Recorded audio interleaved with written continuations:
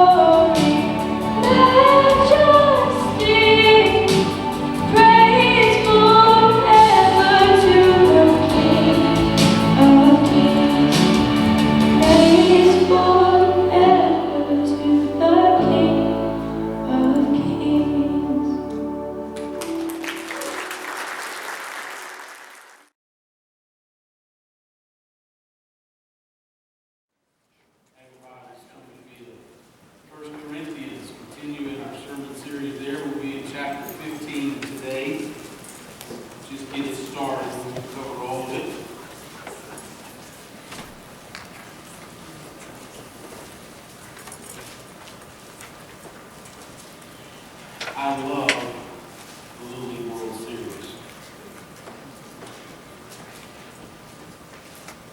I love watching it. I love watching the kids as they play it. I love their camaraderie with one another. I was watching it yesterday or the day before. And the first baseman, he bobbled the ball and everything, and he gathered it up. And he was a big old boy. And he's motoring towards first to make the out. And little bitty batter. He's running down first. They get to first base same time and collide. And they both go flying. And they're both down and injured. And they get tended to. But when they kind of get up and regain themselves, they go over and they just embrace each other and hug and pat each other and everything. I love that kind of stuff. I love the camaraderie of the team. You know, as they're making introductions and the other ones are behind them cheering them on with all their great nicknames and everything. And whenever you get to the Little League World Series and the teams come in from not only all over the country but all over the world, and they're in these dorms together, and you hear the stories of the kids interacting and even overcoming language barriers.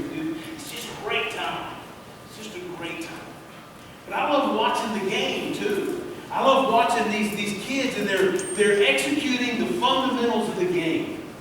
We get lost sometimes if we watch professional baseball because, their abilities, their athleticism, and their power, we just get so enamored with it that we miss all that's going on. But you see it there in the Little League games. You see them, executing what they were told to, when they're told to throw, where they're told to throw, backing each other up, all these great things.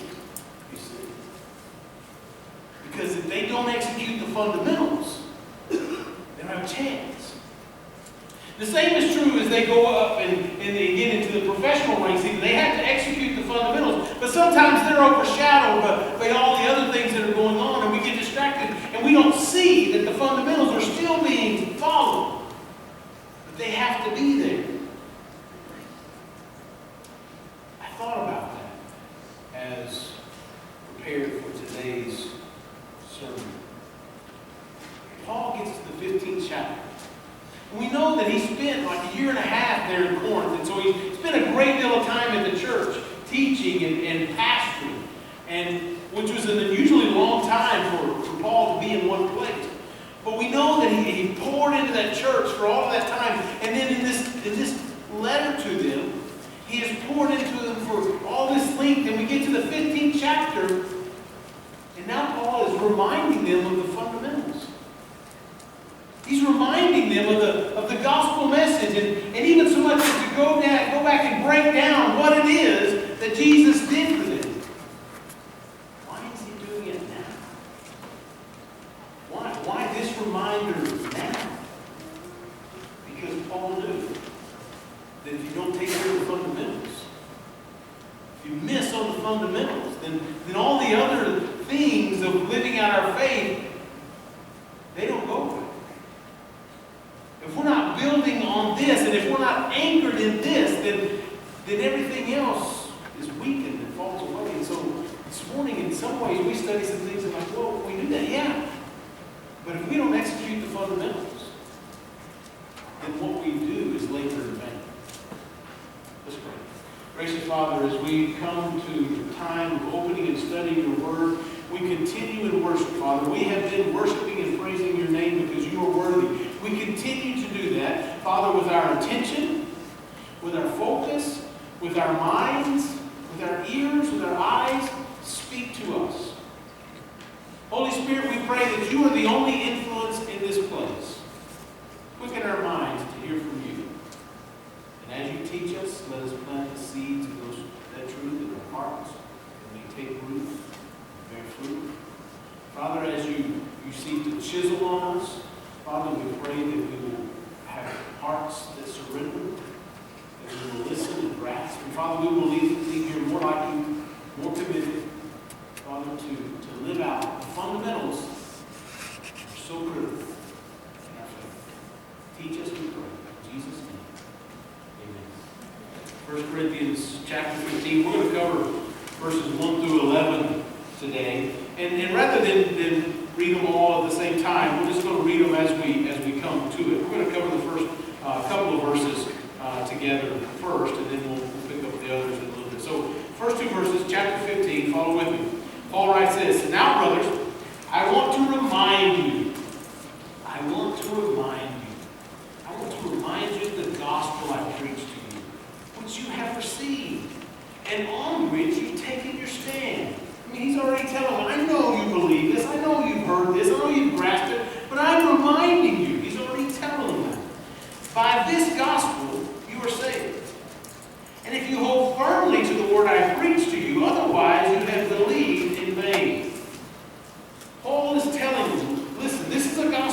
know. This is a gospel you have received. This is the gospel that I have taught to you, and this is the gospel by which you are saved. But understand that if you release this, if you let go of this, you've got nothing else to hold on to. The writer of Hebrews in chapters 3 through 6 in particular, speaking to the Hebrew people, those Jews that have put their faith in Jesus Christ, and now they're wrestling like, oh, I really miss the old ways, I really miss the traditions that we used to follow and all this. And the writer of Hebrews is telling them, listen, if you turn and go back and just put your faith back into the law, if you just go and reject Christ as Messiah and just live as Jews, what's your point of salvation? What is it that you're anchored in? What is it that you're holding on to? Because salvation only comes through Jesus Christ. There is no other name by which you are saved. There is no other one that lived a sinless life that died in your place on the cross. As Janice said earlier, there is no other place of forgiveness. That only happens because of the sinless life of Christ, lived in sacrifice, dying in sacrifice on our behalf. And Paul says, I'm reminding you of this because if you ever seek to walk away from that to whatever else it is, there's nothing of hope in anything else. And if you miss that, and if you abandon that, and if you pull up anchor from that, then there's nothing else for which you can latch on to. And so Paul comes to this point, and he is reminding them of this truth. He tells them to hold firm to this, because the world will seek to pull us away and distract us. Today, as you make a statement like this, that the gospel of Jesus Christ is the only way of salvation, that can be offensive to any number of people today. I'll tell you the truth, it was the same in Paul's day. Because see, in Paul's day, there was any number of other religions, any number of false religions and false things being taught, and they taught of a heaven, or they taught of the way to go and everything, whether it was either in their minds and philosophy, or whether it was following pagan gods or anything else. There was a number of alternative beliefs available in Paul's day. Sometimes we think we're unique because of the persecution that we sometimes get. It was present in Paul's day. And Paul reminded the believers there in the church of Corinth, listen, hold firm because there's nothing else to anchor in. Some are offended by what they term as the exclusivity of Christianity or of Jesus Christ, saying that Jesus is the only way. And whenever they do that, they miss the inclusivity of Christ. They miss the truth that God so loved the world that he gave his only begotten Son, that whosoever believeth in him shall not perish but have eternal life. They miss the desire of God that all would come to know him, all would come to a saving knowledge of him. But yet the truth is that the only way that happens is through his Son, Jesus Christ. The only way that happens is through belief in him and following him as Lord and Savior. Is it exclusive? Yes. And at the same time, is it extremely inclusive?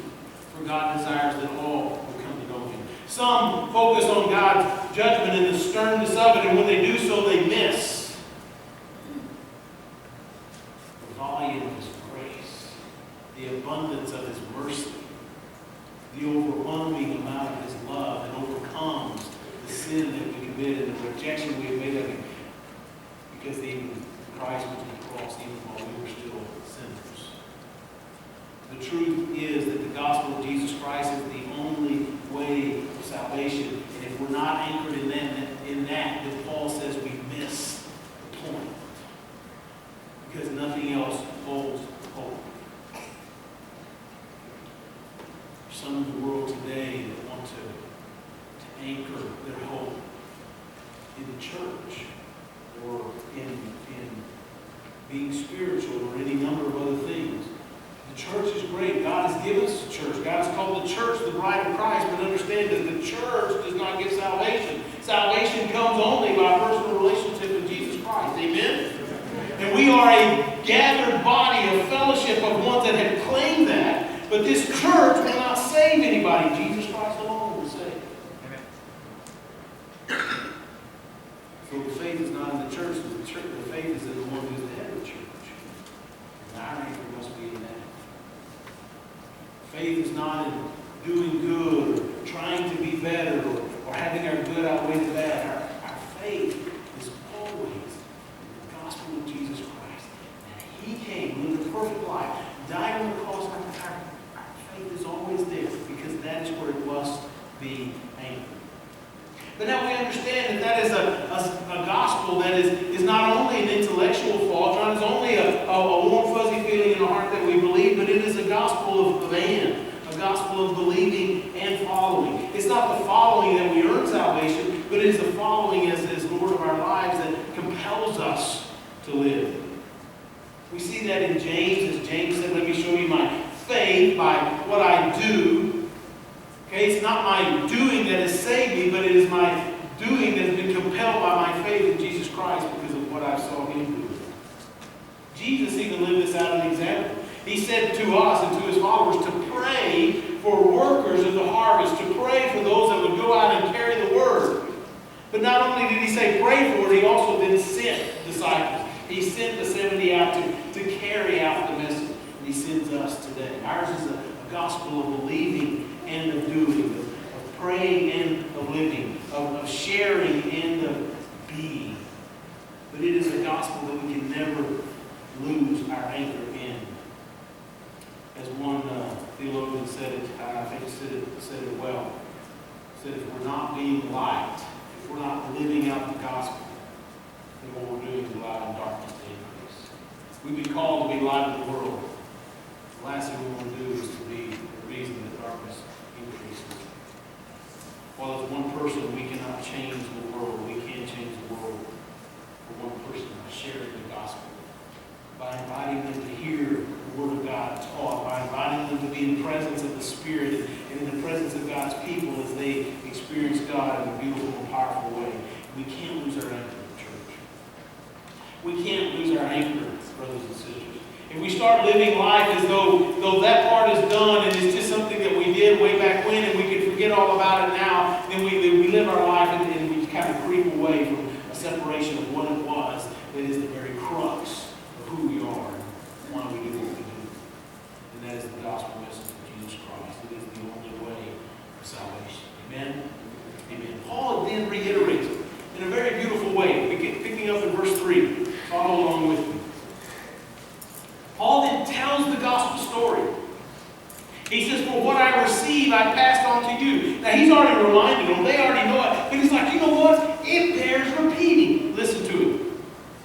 He says, as of first importance, I passed it on to you that Christ died for our sins, according to the Scripture, that He was buried, that He was raised on the third day, according to the Scriptures, and that He appeared to Peter, and then the 12, and that He appeared to more than 500 brothers at the same time, most of whom are still living, though some have fallen asleep. And then He appeared to James, and then the apostles, and then the last He appeared also to me, one abnormally more.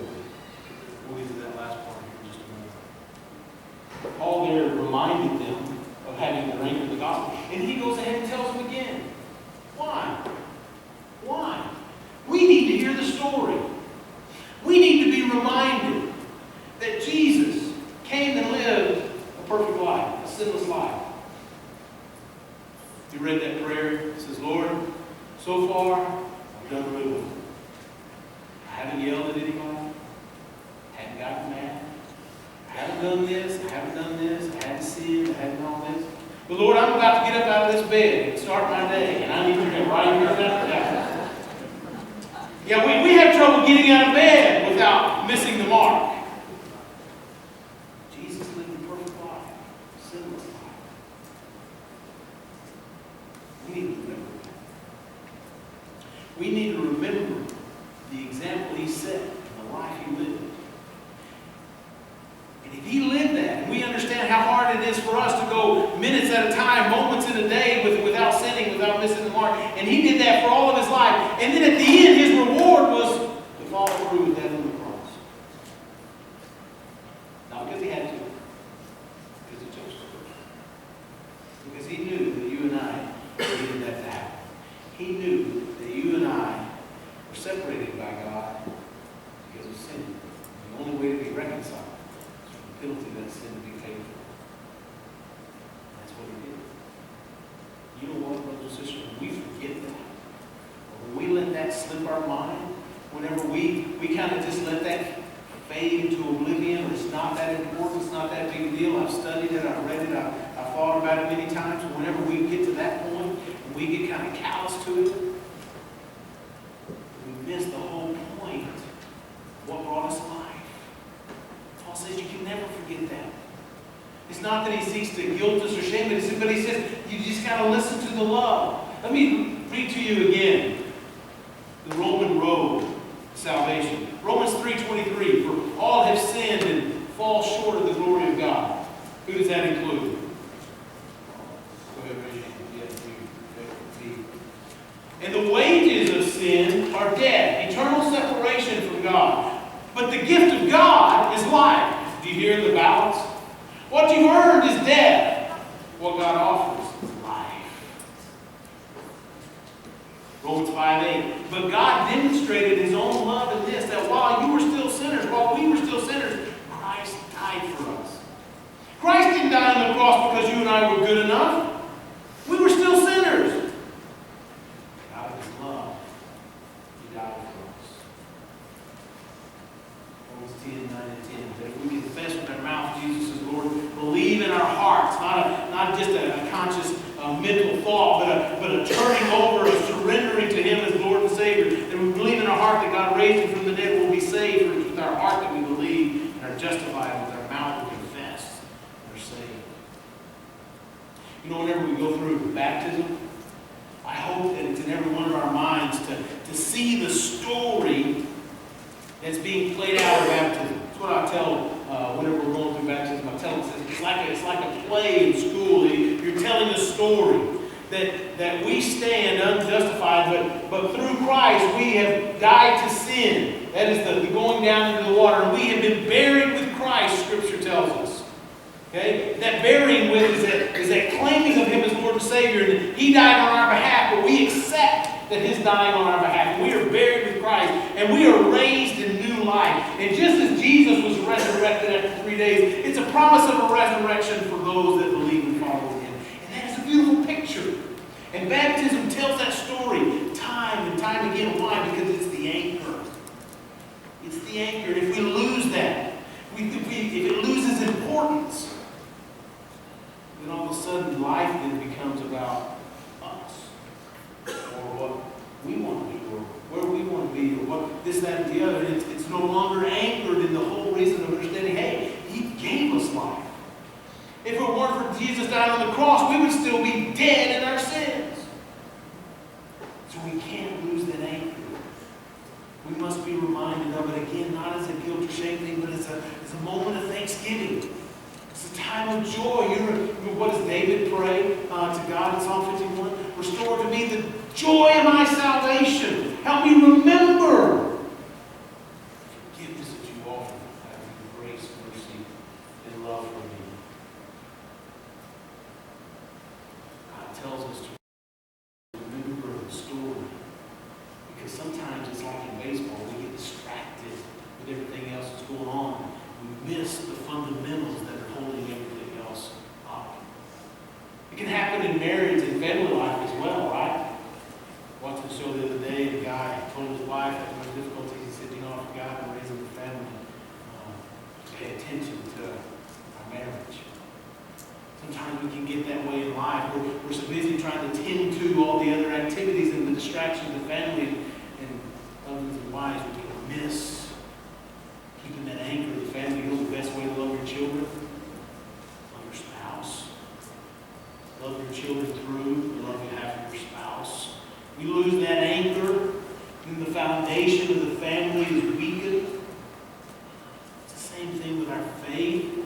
If we think that it is of less importance, it's not that big a deal that Jesus is the only way, or it's just, I've heard it so many times, I'm just bored to it or callous to it, that Jesus died on the cross for my sins and brought me from death to life. If that loses some kind of important sensation in our hearts and minds, then we're weakened in living out our faith.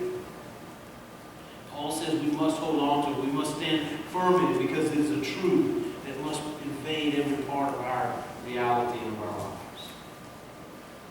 And then Paul moves to living it out. Pick up with me verse 9. Paul says, "For I am the least of the apostles. I don't even deserve to be called an apostle, because I persecuted the church of God." Can you hear the tears? "But by the grace of God, I am where I am. And His grace to me was not without effect. I worked harder than all, yet not I, the grace of God that is within me.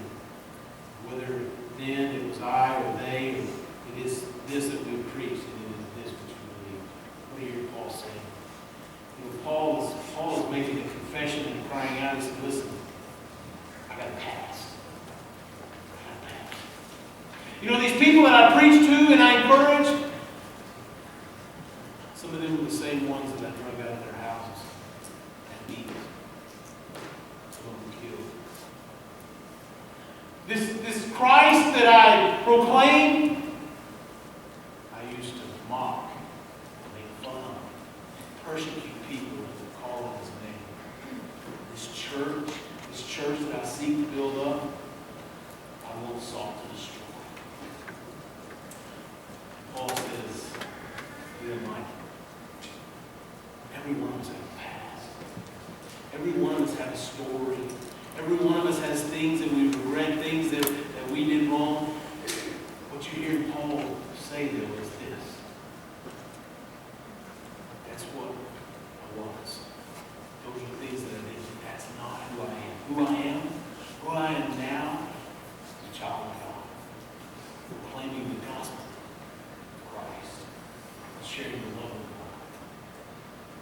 That past is part of my story, but it's not who defines me. The Apostle Paul, we remember as the apostle to the Gentiles, a church starter whom God did incredible things through. Do we know that he was a persecutor of the church? Yes, it's part of his story. It's not what defines me. I don't know what your story includes. I suspect that your story, like mine, has things that I wish I could change, has things that I wish I'd done differently. It's part of my story. What I do know is I stand before you as a redeemed child. Each one of you is the same. Each one of you has a story. It's part of your past. It doesn't define you. You're defined as a child of God who has accepted the forgiveness of Christ, who has surrendered their lives to Jesus Christ as their Lord and Savior. The gospel message. Now, what does that mean? It means there's other people out in the world just the place that you are. They too are living a life with regrets and living a life without hope. And what do they need? They need someone to come and tell them the only gospel that can bring salvation, that will share with them the only story that has a true hope and life with it, and that is the story of Jesus Christ and His love for them and what He's done for them. Because somebody shared it once with you, and you received it, and you were brought from death to life. And now God says to you, go share your story with someone else, because they need to be brought from death to life too. And how are they going to know unless somebody tells them? Got a story to tell. It's a story of overcoming, not yours, but of Christ overcoming in you. It's a story of the great things done in your life. Not because you and I are great, but because Jesus Christ is great. Amen. And He has brought us from death to life, and He has overcome. And the things that once brought us shame and regret, we have received forgiveness and grace and mercy. And now we stand with our heads held high because we are clothed in the righteousness of Christ. That's a story the world needs to hear. That's our story. That's what God's done in our lives. But how can the world believe everybody tells them? Somebody told you. Somebody shared with you. Because it's the anchor. Because it's the foundation. Nothing else built up on top of it matters if you don't have that as a foundation. But you know what? If we don't keep that as our anchor, if we don't continue to rebuild that foundation and build it with other people's lives, we fall short of what God has to do. Church, that's an anchor we can never pull up from. That's a foundation we can never get away from. It's a foundation we can never take for granted. It's a foundation we can never quit sharing. Because when we quit sharing, we let darkness increase. Because we didn't light. You need to be light in someone's darkness this week.